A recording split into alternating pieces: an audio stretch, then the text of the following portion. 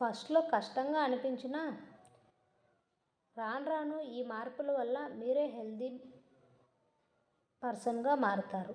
బరువు తగ్గడం దగ్గర నుంచి ఎన్నో లాభాలు ఉంటాయి కాబట్టి ఈ ప్రయత్నాలు చేయండి. ఇంకా గుడ్లు ఆరోగ్యానికి మంచివని తింటున్నారా? అయితే ఎలా తింటే మంచిదో తెలుసుకొని తినండి. గుడ్లు ఆరోగ్యానికి మంచివి. అయితే వీటిని సరిగ్గా తింటే మరింత హెల్తీ. అలా కాకుండా రెగ్యులర్గా ఎక్కువ నూనెలు వేసి ఆమ్లెట్లా వేసుకొని తింటే ఇతర రకాలుగా తినడం మంచిది కాదు.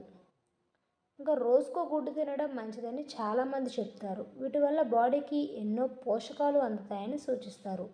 పిల్లల దగ్గర నుంచి పెద్దవారి వరకు ఎలా అయినా రోజుకో గుడ్డు తినడం వల్ల ఎముకలు స్ట్రాంగ్ అవ్వడమే కాకుండా బోలెడు లాభాలు ఉన్నాయి అని సూచిస్తారు.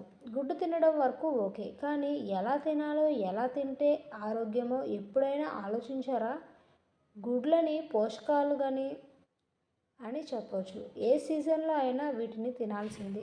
ముఖ్యంగా చలికాలంలో బాడీకి శక్తి, పోషకాలు చాలా అవసరం. ఎందుకంటే ఆ చలిని తట్టుకోవడం కోసం.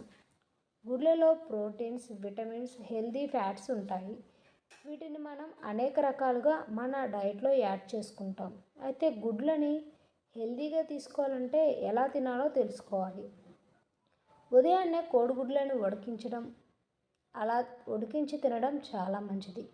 ముఖ్యంగా బ్రేక్ఫాస్ట్లో తీసుకుంటే ఎన్నో పోషకాలు అందుతాయి. ఇది చాలా త్వరగా టెన్షన్ లేకుండా తీసుకునే బ్రేక్ఫాస్ట్ ఆప్షన్. గుడ్లలో రిచ్ ప్రోటీన్స్ ఉంటాయి.